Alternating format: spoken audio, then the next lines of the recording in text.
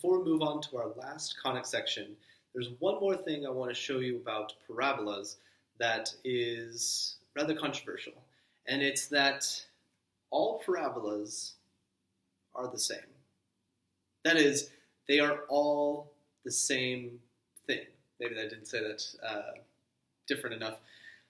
There is no such thing as different kinds of parabola. They're all one. And while this might sound kind of weird at the start, we are kind of familiar with this idea with that of circles. I drew a big circle here on the board, and now if I take off my wedding ring, now this isn't my actual wedding ring, this is my silicone ring that I wear when I'm doing army stuff. Now, if you look at these two circles, they're clearly not the same size, but they are the same, technically speaking. Namely, my wedding ring is different from this big circle only by a matter of scale. Meaning, if I were to multiply this small circle by some number, it should be identical to this black circle, or the circle that's on the board. Now, obviously it's not perfect because I drew it with a little technique. So right now they're clearly not the same circle. But if I were to increase the scale of my ring, and I can do that by kind of just moving it closer to the camera, we can see that these two circles will become one and the same. Right about, sorry, things are mirrored. There-ish. There. I can get the two circles to overlap perfectly just by a matter of scale, by making one bigger. In other words, all circles are similar to each other. If you remember when we were talking about, when you talked about triangles last year, triangles can come in all sorts of shapes and sizes, but sometimes two triangles can be similar, meaning they're essentially the same triangle, but one is just kind of blown up or shrunk down by some factor. And that's clearly the case for circles. Circles are all similar to each other. They're just zoomed in or zoomed out versions of the one circle.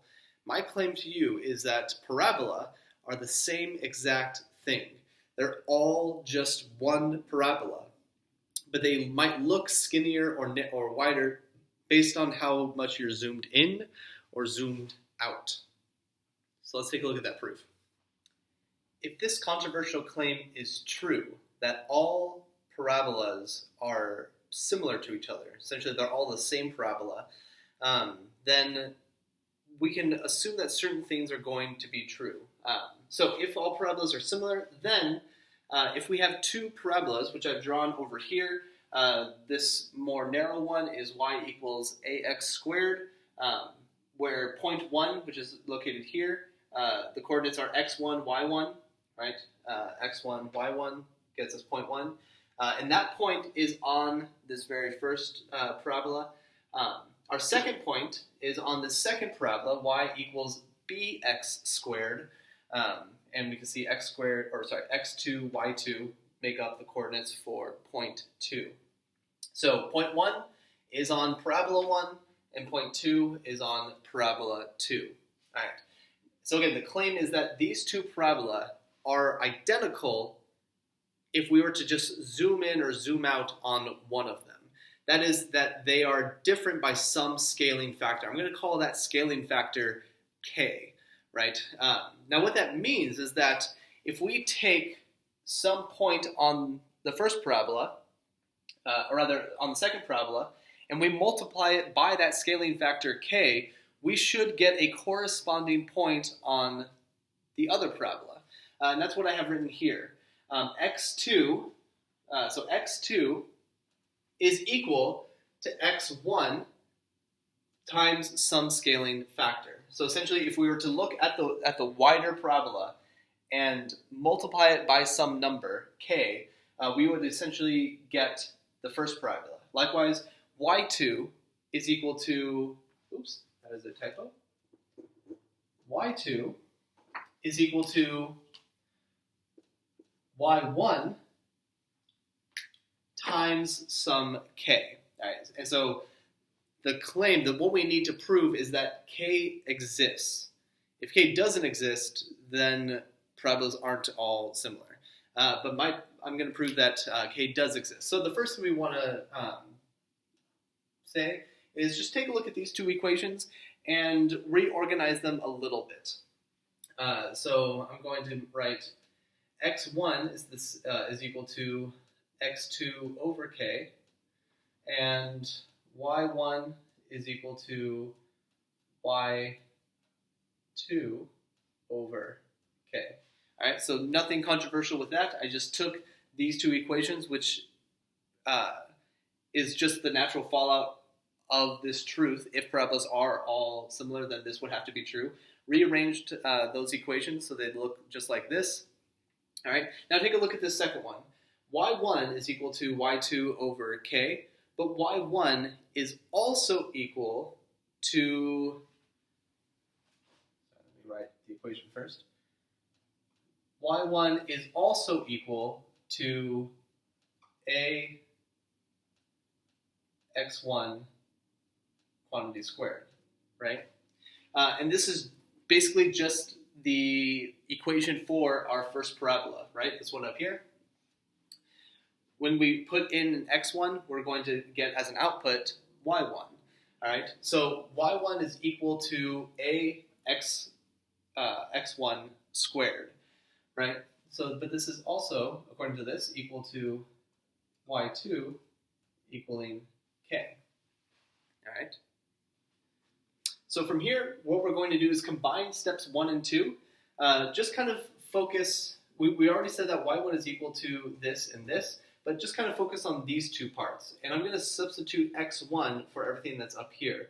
So I'm going to rewrite for our third step, y sub 2 over k is equal to, I'm going to substitute all of this for x1. A times x sub 2 over k, quantity squared, right? Easy enough. And then we can rewrite that further as y2 over k is equal to a over k squared times x sub 2 quantity squared, right? Because everything inside these parentheses is squared. Sorry, this is step 4. Everything inside these parentheses are squared. So that x sub 2 is squared and this k is squared. I'm just going to factor out the k squared. Now we can see that there's a denominator on both sides of at least k. So if I multiply both sides by k, it's going to cancel out the one on the left and one of the k's on the right. So multiply both sides by k for our fifth step. We get y sub 2 is equal to a over k x sub 2 quantity squared. All right, that's easy enough. All right. But from here, we can look at y sub 2 and kind of go back up to our equation up here. Y sub 2 is also equal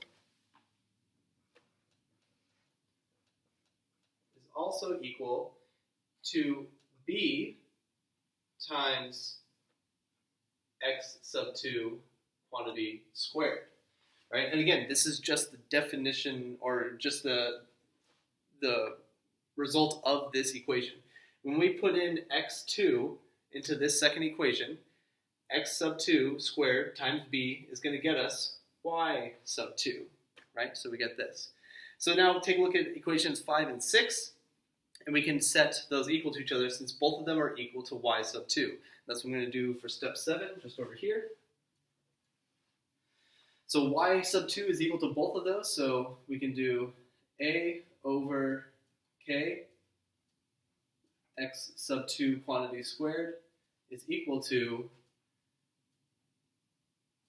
b times x sub 2 quantity squared. All right? Let's move that over just a little bit. All right, so now you can probably see what's going to happen. We have x2 quantity squared on both sides, so divide both sides by that. In other words, or cancel them. We end up with a over k is equal to b. All right. This looks good. We have k, and we have numbers that we kind of started off with those equations. And then just for the grand finale, we can solve for k. Right, if you divide both sides by a, we're going to get 1 over k is equal to b over a. But then you can take the reciprocal of both sides and get k is equal to a over b. All right. So not only have we proven that k does exist, but we know well, in doing so, we have established what defines k. What defines this scaling factor? It's going to be the coefficient of one of the parabolas over the coefficient of the other parabola, or the ratio of the two. Now this is brilliant. By keeping this universal, we now can find the scaling factor of any two parabolas that we want. And that's what we're going to do in this last section. Give me a second. In the last section, we proved that all parabola are similar to each other. Meaning, if you were to zoom in or zoom out on one parabola, you could overlay it onto any other parabola. It's just a matter of scale. Another way to talk about that is that there's always going to be a one-to-one correspondence for every point on one parabola onto another. So if we were to pick some point on this red parabola, it's going to correspond to some point on this blue parabola, and every point is going to be accounted for. So I drew these two parabolas, just half of them, for the parts that we're interested in. The red one has the equation of y is equal to 2x squared, right? So 2 is greater than 1, so it's going to be kind of steep. And then the blue one is y is equal to 1/2 x squared, so it's a little bit more shallow. All right, and we established that our scaling factor is going to be the ratio of the coefficients of the two parabola. So let's say we wanted to find a point on the red parabola and then find the corresponding point on the blue parabola. All right, so that means this is going to be our A, this is going to be our B. So the k for these two parabola, A is going to be 2 and B is 1/2. All right, so 2 divided by 1/2, that's going to be 4. So between these two parabola, going from the red to the blue, it's going to be a scaling factor of 4. And you can kind of see it in case you're interested. If you wanted to go from blue to red, you would just take the reciprocal of that, or 1/4. All right. So let's kind of see what this means. It means that if we were to take any point on the red parabola, let's take this point here of 1, 2. It's going to correspond to some point on the blue parabola. What point is that going to be? Well, it's going to be a correspondence, or both the x and the y are going to be increased by a scale of 4. So 4 times 1 is just 4, and then 2 times 4 is 8. So unfortunately, that is way off of our picture here, so we can't really see that. So let's pick maybe a smaller red point. So I haven't prepared this in advance, but let's try, how about 1/2? All right, so if we plug in 1/2 for the red, 1/2 squared is going to be 1/4. 1/4 times 2.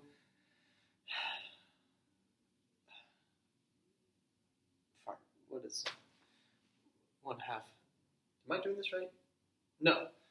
Sorry. 1/2 squared is 1/4.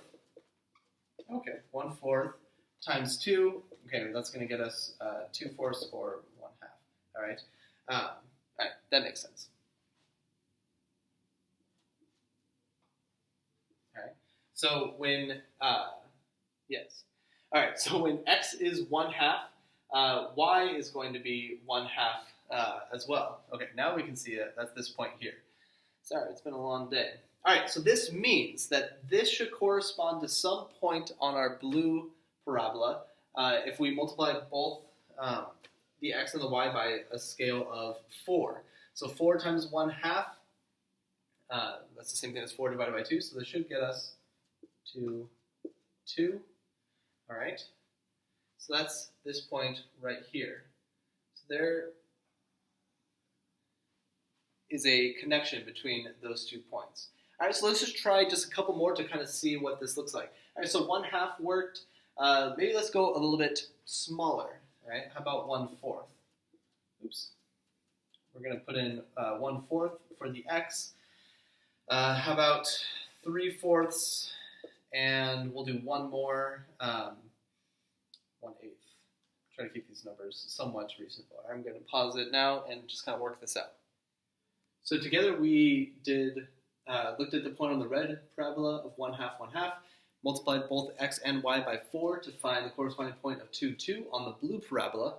And then I did all of these and then some more than I said I was going to do before, and found their corresponding points again by multiplying both the x and the y on the red to get the x and the y on the blue. So all of these points should be on the blue parabola.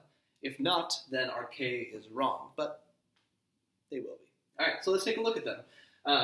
So 2 and 2, we already got that one. All right, so when, so we're done with those two. So on the red parabola, we're going to find 1/4, 1/8. All right, so that's 1/2, about 1/4, 1/8. Then on the blue, we're going to find 1 and 1/2. So right about there. All right, so we have that correspondence. Cool. All right, so that one's done. So on the red, we're going to find 3/4. So right about here, and then 1 and 1/8. So 3/4, 1 and 1/8. Okay. And then on the blue, we're going to find 3 and 4.5, which is going to be like right around here. So right about here. Okay.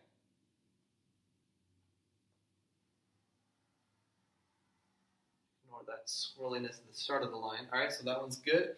On the red, we're going to find 1/8. Ooh, so that's like about 1/2, 1/4. Okay, so 1/8. 1/32. Good grief. Okay, so it's going to be like there-ish. And then it's going to correspond to 1/2, 1/8. So 1/2, 1/8. Okay. Fantastic. All right, so this is looking good so far. And then 7/8. All right, so 7/8 is just shy of 1. So that's fourths. All right, so that's about 7/8 here. And then approximately, so it's 1 and 17/32, which is really darn close to 1.5. So up here on the red line, we should be pretty darn close. We are to 1.5. That's going to correspond to this blue point at 3.5, 3.5, and then 6. Okay, that's going to be too far off, unfortunately. You know what? Let's extend this just a little bit so we can get like 5 and 6. Actually, yeah. Okay, we got 6 now. Is it on? Yeah. All right, so we have 6 now. Okay, so let's do 3.5, then come up here. We're going to have to extend. Blue problem, though. All right, so 3.5, 6 and 1/8.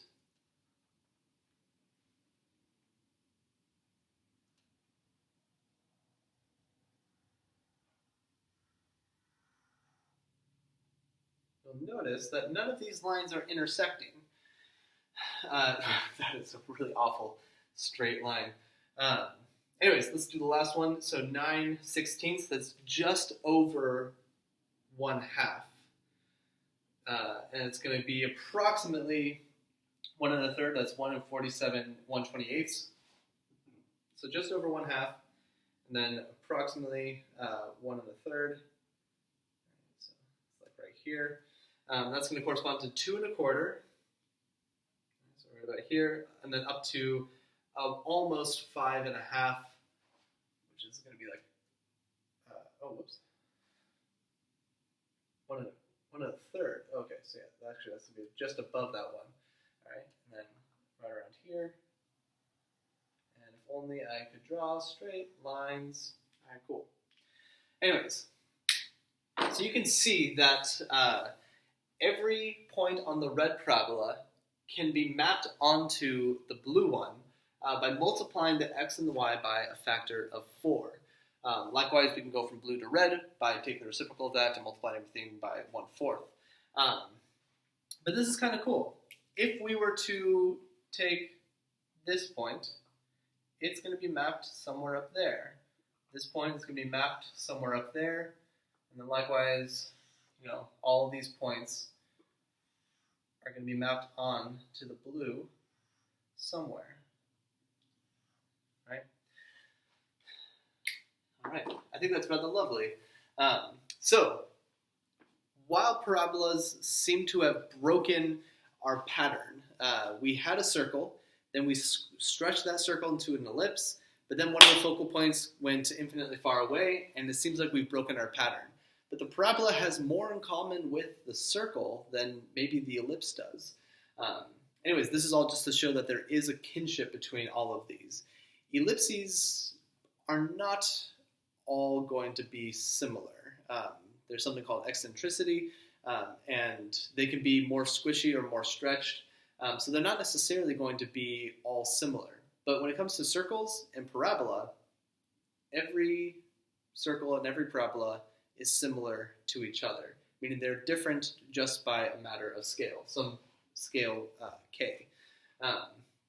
So we still have that kinship. We're going to see this kinship continuing into our very last conic section, the hyperbola, which is going to, I don't know about you, but it breaks my brain every single time, because we've gone from one closed curve to still one closed curve being stretched to one infinite open curve, and now we're going to flip that into two infinite open curves.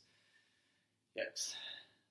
So that's sufficient for the evil of this video, and we'll touch on hyperbolas next time.